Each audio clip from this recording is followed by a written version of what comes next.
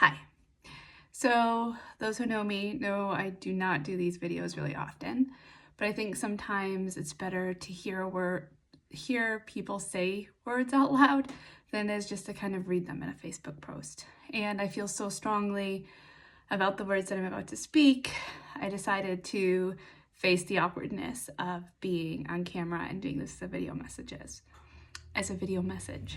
So I think it is my responsibility and my deep desire to explain why, as a cis woman, I believe that the erasure of our transgender brothers, sisters, and siblings is so dangerous in this moment, not only to our transgender family, but to cis women like me and cis men like so many of my friends and family. So first, some vocabulary. Because I know we don't all have the same language. So what do I mean by cis? So cis simply means that I am the same gender as the sex I was identified at birth. So cis means on the same side, so on the same side of the spectrum. So that means that when I was born, someone outside of me, a doctor, looked at me and said, this baby is female. And then as I come into my own consciousness and awarening and touch deep into my sense of self and sense of inner knowing, I come to the same side. I am female.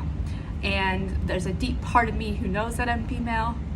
And transgender simply means that a doctor identified someone as male or female, but as they came into awareness and consciousness and they tapped into that deep sense of self, which I believe is a very spiritual piece of ourselves, they were on the other side of that. They were male in spirit. But were given a female identifier at birth.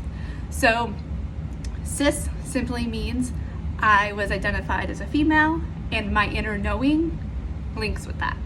So if you didn't know what that word meant, that's okay. We all have different vocabulary, and you wouldn't really know that unless someone broke that down for you. So anyone who didn't know what that word means, I hope that that's helpful for you. So why, as someone whose sex at birth actually correlates or corresponds or is the same as the gender that I identify as, why would I feel that all of this anti-trans rhetoric, these executive orders, these erasures of trans history, when we talk about taking trans away from the Stonewall National Monument, as someone who is not targeted for hate crimes, why do I feel this is dangerous? So the first and foremost, I see it as dangerous because people are being harmed. People who are trans are being targeted. There was a murder that just happened this weekend of a trans woman. Their lives are in danger, right? And those are brothers, sisters, siblings who are part of our larger community. Even the folks who are not in physical harm's way are in emotional harm's way. We know that as anti-trans rhetoric runs rampant, that the cases of suicide are going to increase. We know that people are going to start to deteriorate physically and mentally, and that their health is going to be at risk. Their lives are going to be at risk in that regard, even if they're not targeted for some of these more extreme hate crimes, they are still going to suffer. That is dangerous. People's lives are in danger in multiple ways.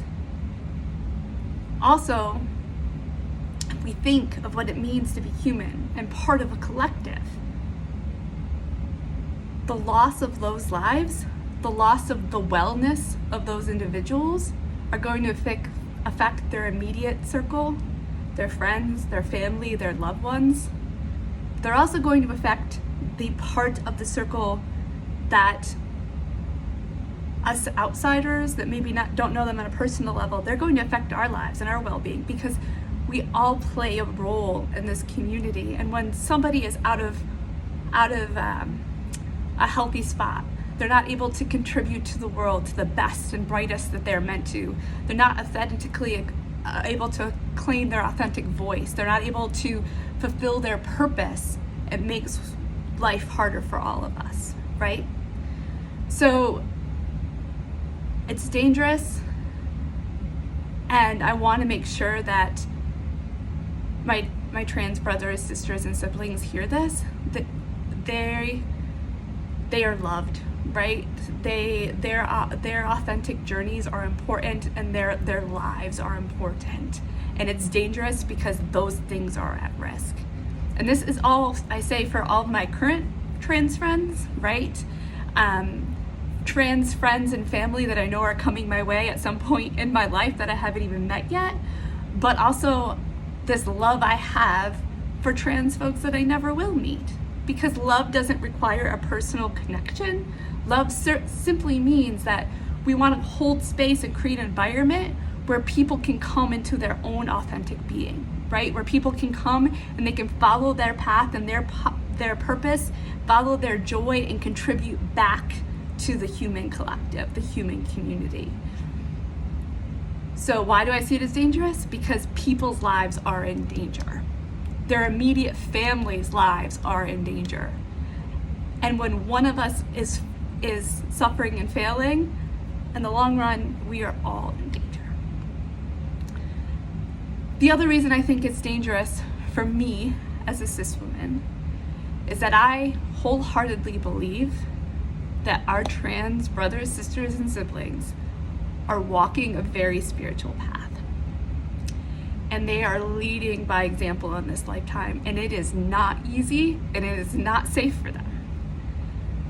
But they have come into this world knowing on such a deep level who they are at their core. How they truly are meant to express themselves, how they are truly meant to contribute to this world and show us what true bravery and self-acceptance looks like. They're walking a spiritual path. They are the ones that are showing us that there is this internal knowing of who we are, and no one from the outside can label us, right? Can tell us what our path is, what our purpose is, what brings us joy, who we are meant to be. They are showing us this in the most concrete way possible.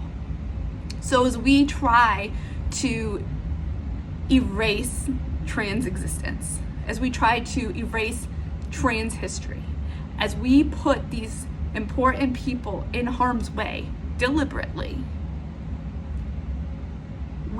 they're being made examples of, so that the rest of us who also have, each and every single one of us, and if you haven't found it yet, there's still a way for you to tap into this, and that's something I could help with. So if you're interested, reach out to me, we can work on this. But each of us have an internal knowing of who we are, what our purpose is, what our calling is.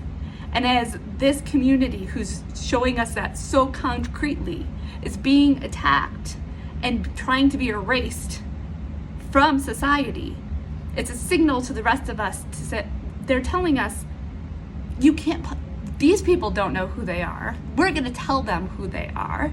And the rest of you have these ideas of like what you're meant to do, what is meant to bring you joy, how you're meant to contribute to the world, how you're meant to be of service. If it doesn't fill into our box, you are not welcome here either. That is why I also feel this is really dangerous to cis women like me. So do not think that this does not affect you. If you don't know a trans person, or you don't think you know a trans person, because you might, this still affects you, because it's a signal of these outside voices saying, do not trust your inner knowing. Do not trust your inner knowledge. The world will tell you who you are. You have no right to say, I know what my soul is all about. I know how I'm meant to contribute to the society. I know how I'm meant to bring joy into this world. And that's part of what they're trying to do too. They're trying to erase joy, and they're trying to erase this ability to cultivate joy from within, to cultivate joy from this internal knowing and feeling comfortable in your own skin. So to all my trans brothers and sisters and siblings, I see you, I recognize you, and I thank you for existing fully and teaching us that there is more pain in hiding ourselves away than there is in fighting against the current environment. So thank you for being brave and courageous and showing us what it means to be fully human. I see you, I recognize you, I am here with you, I support you 100%. And what I'm going to do in honoring your life and your struggle is to follow your example and make sure that I am being as true to my authentic self, to my internal sense of knowing as possible, and not letting people label me or put me in boxes. So thank you. And to all of my folks who don't understand why this moment is so scary, I hope this kind of helps. And I hope this kind of helps you see yourself as in community with trans folks, that they are not other, that they are more like you and more similar than you than they are different. And it is my hope as more cis people like me speak up in this way that we'll be able to create a stronger movement to let people know that they cannot label us, they cannot tell us what our truth, our purpose, and our joy is. And like I said, if you're someone who has lost the calling and is full of the noise of outsiders telling you who you are and what you're most meant to contribute to this world, reach out to me, because that is part of my authentic path, and my authentic calling is to help people reclaim that and work through it so that we have more power as an individual than these rulers and these oligarchs and these wannabe monarchs have over us. The real power comes from within. And I am going to continue on my path to bring power back to the people. So thank you for listening, and take care of each other. Love one another. When I say love one another, I mean create safe environments, safe places for conversation so that people can really step into the spiritual being that they are meant to be and really contribute in a way that's authentic and unique and full of creation and full of promise and hope. To love someone isn't to protect them from that spiritual sense, that spiritual center, is to just help them allow that spiritual being that is within inside of them flourish and come into life in the human world. Thank you.